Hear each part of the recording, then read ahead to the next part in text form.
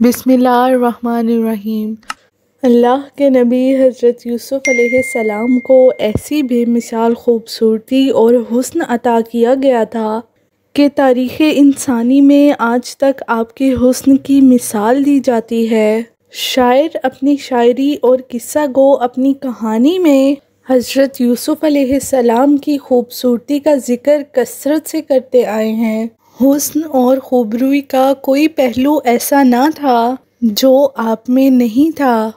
यूसुफ़ अलैहिस्सलाम की नेक इखलाक, बुर्दबारी और नरम मिजाजी ने आपके हुस्न खूबसूरती में मज़ीद इजाफ़ा कर दिया था। कोई भी शख्स आपकी खूबसूरती को देखकर हुस्न का कायल हो जाता, मगर आपकी इस बेमिसाल खूबसूरती का एक अलमनाक पहलू ये भी था कि इसी हुस्न की वजह से आपकी ज़िंदगी में बहुत सारी मुश्किलात आईं और आपका हुस्न ही आपके लिए मसाइब और आजमाइश का सबब बन गया। हज़रत यूसुफ़ अलैहिस्सलाम के वालिद का नाम हज़रत याकूब अलैहिस्सलाम था, जो खुद एक जलीलुल कदर नबी थे।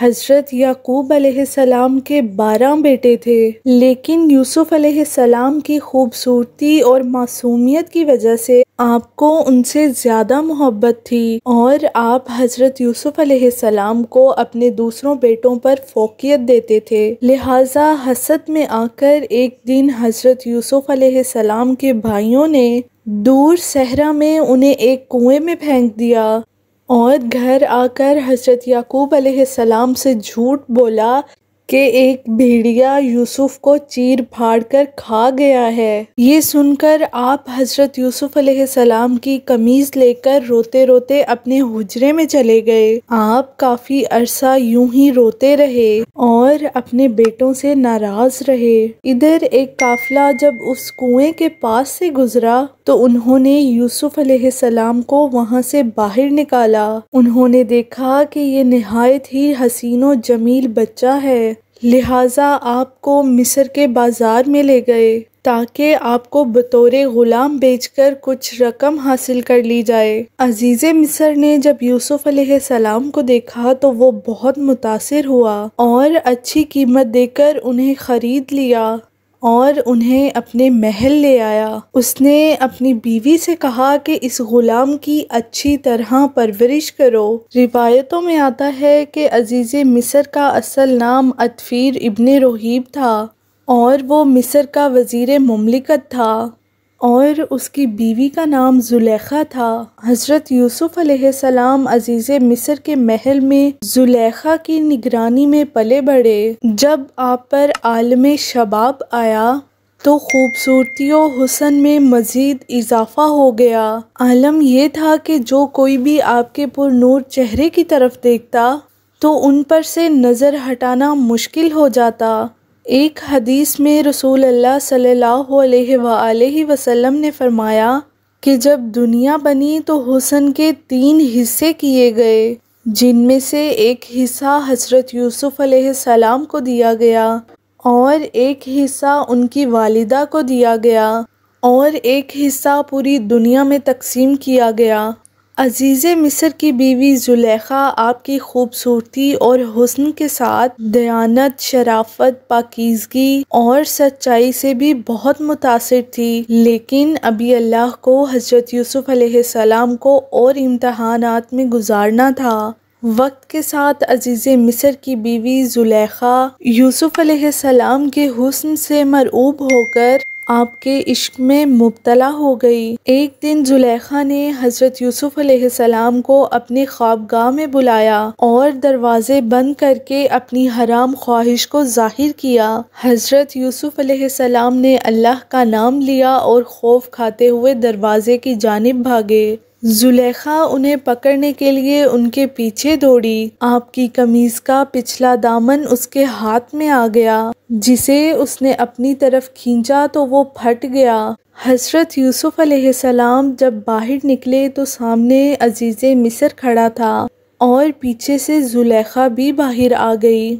उसने शौहर को दरवाजे पर खड़ा देखा तो मासूम बन गई और यूसुफ अलैहिस्सलाम पर इल्ज़ाम लगाते हुए कहा, यूसुफ मेरे साथ गलत इरादा रखता है, लिहाजा इसे सख्त सज़ा दी जाए। जब अजीज़े मिस्र ने यूसुफ़ अलैहिस्सलाम की कमीज़ को देखा तो वो पीछे से फटा हुआ था, जो इस बात की दलील थी कि यूसुफ़ अलैहिस्सलाम सच्चे हैं और ज़ुलेखा का इरादा गलत था। वहीं अल्लाह की तरफ से एक और मौजज़ा सरज़द हो गया और महल में मौजूद एक दूध पीता बच्चा अल्लाह के हुक्म से बोल उठा और उसने गवाही दी कि यूसुफ़ अलैहिस्सलाम पाक दामन और सच्चे हैं। यूं अजीज़े मिस्र के सामने सच्चाई वाज़िह हो गई, लेकिन अपनी बीवी की बदनामी की खातिर वो खामोश हो गया और बात को रफ़ा दफ़ा कर दिया। ये वाक़या आहिस्ता आहिस्ता पूरे शहर में आम हो गया। लिहाजा मिस्र के लोगों ने ज़ुलेखा पर तानो तंज करना शुरू कर दिया कि अजीज़े मिस्र की बीवी खुद अपने ही ग़ुलाम के इश्क में मुब्तला हो गई है। इन चर्चों से तंग आकर ज़ुलेखा ने एक बहुत बड़ी दावत रखी, जिसमें शहर की मुअज़्ज़िज़ ख़वातीन को खाने पर दावत दी गई। जब दावत का आगाज़ हुआ तो ज़ुलेखा ने तमाम औरतों को एक छुरी और एक फल देकर उसको काटने को कहा। जब वो औरतें फल काटने लगी तो ज़ुलेखा के हुक्म के मुताबिक ऐन उसी वक्त यूसुफ़ अलैहिस्सलाम को बुलाया गया। जैसे ही उन औरतों ने यूसुफ़ अलैहिस्सलाम के हुस्न जमाल को देखा तो मदहोश हो गईं और फल की जगह अपनी उंगलियां काट लीं। लिहाजा इसके ज़रिए ज़ुलेखा ने औरतों को समझाने की कोशिश की कि आखिर वो क्यों यूसुफ़ अलैहिस्सलाम के इश्क में मुब्तला है। आखिर ऐसे खूबरू जवान जिसे देखकर औरतें अपनी उंगलियां काट लें, उस पर दिल आ जाना कोई हैरत की बात नहीं है। इस वाक़े के बाद हर दिन मिस्र की कोई ना कोई औरत यूसुफ़ अलैहिस्सलाम से राब्ते की दरख्वास्त करती थी।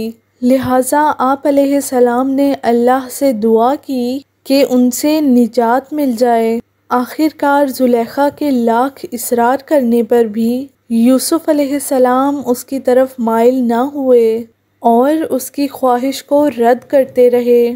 तो अजीज़े मिस्र और ज़ुलेखा के हुक्म से आपको ज़िंदान में कैद कर दिया गया। यूसुफ़ अलैहिस्सलाम की इस दुआ का जिक्र अल्लाह ने कुरान करीम में भी किया है। यूसुफ़ ने कहा, ऐ मेरे परवरदिगार, जिस काम की तरफ वो मुझे बुला रही है इससे बेहतर तो कैद खाना है। आप अलैहिस्सलाम तकरीबन 10 बरस तक जेल में कैद रहे। मिस्र के बादशाह ने आपको किस तरह आज़ाद किया और आप किस तरह अजीज़े मिस्र बने और आप अलैहिस्सलाम अपने भाइयों और वालिद से कैसे मिले, इस वाक़े का ज़िक्र हम किसी और वीडियो में करेंगे। इस वीडियो से हमें ये सबक मिलता है कि हज़रत यूसुफ़ अलैहिस्सलाम बेहद मुश्किलात के बावजूद भी साबित कदम रहे और अल्लाह की रज़ा की खातिर अपने नफ्स को ज़ेर कर दिया। इसी तरह की इस्लामिक और इन्फॉर्मेटिव वीडियोस देखने के लिए मेरे चैनल को सब्सक्राइब करें। शुक्रिया।